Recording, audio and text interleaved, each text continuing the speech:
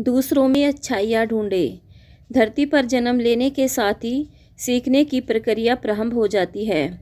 ज्यों हम बड़े होते जाते हैं, सीखने की प्रक्रिया भी विस्तार लेती जाती है। जल्द ही हम उठना, बैठना, बोलना, चलना सीख लेते हैं। इस बड़े होने की प्रक्रिया के साथ ही कभी कभी हमारा अहंकार हमसे अधिक बड़ा हो जाता है और तब हम सीखना छोड़कर गलतियां करने लगते हैं। यह अहंकार हमारे विकास मार्ग को अवरुद्ध कर देता है। इस बात की चर्चा करते हुए मुझे एक वाकया याद आ रहा है जिसकी चर्चा यहाँ करना अच्छा होगा। एक बार की बात है, रूस के ओस्पेंस्की नाम के महान विचारक एक बार संत गुरजियफ से मिलने उनके घर आए। दोनों में विभिन्न विषयों पर चर्चा होने लगी। ओस्पेंस्की ने संत गुरजियफ से कहा, यूँ तो मैंने गहन अध्ययन और अनुभव के द्वारा काफ़ी ज्ञान अर्जित किया है, किंतु मैं कुछ और भी जानना चाहता हूँ। आप मेरी कुछ मदद कर सकते हैं। गुरजियफ को मालूम था कि ओस्पेंस्की अपने विषय के प्रकांड विद्वान है, जिसका उन्हें घमंड भी है।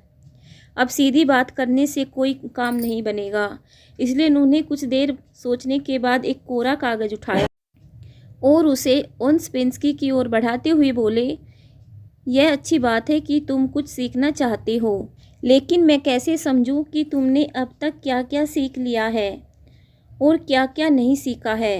अतः तुम ऐसा करो कि जो तुम जानते हो, नहीं भी जानते हो, दोनों के बारे में इस कागज़ पर लिख दो। जो तुम पहले से ही जानते हो उसके बारे में चर्चा करना व्यर्थ, और जो तुम नहीं जानना चाहते उस पर ही चर्चा करना ठीक होगा। बात एकदम सरल थी, लेकिन ओस्पेंस्की के लिए कुछ मुश्किल।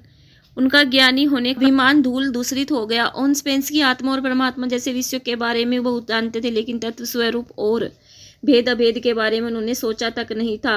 गुरजियफ की बात सुनकर वे सोच में पड़ गए। काफ़ी देर सोचने के बाद भी जब उन्हें कुछ समझ नहीं आया तो उन्होंने वह कोरा कागज ज्यों का त्यों गुरजियफ को थमा दिया और बोले, श्रीमान, मैं तो कुछ भी नहीं जानता। आज आपने मेरी आंखें खोल दी। ओस्पेंस्की के विनम्रतापूर्वक कहे गए इन शब्दों ने गुरजियफ बेहद प्रभावित हुए और बोले, ठीक है, अब तुमने जानने योग्य पहली बात जान ली है कि तुम कुछ नहीं जानते हो। यही ज्ञान की प्रथम सीढ़ी है।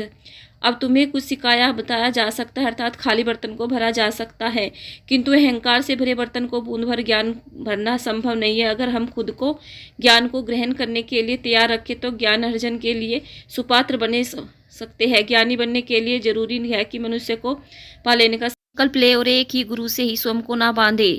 कहीं भी अच्छी बात पता चले उसे ग्रहण करे।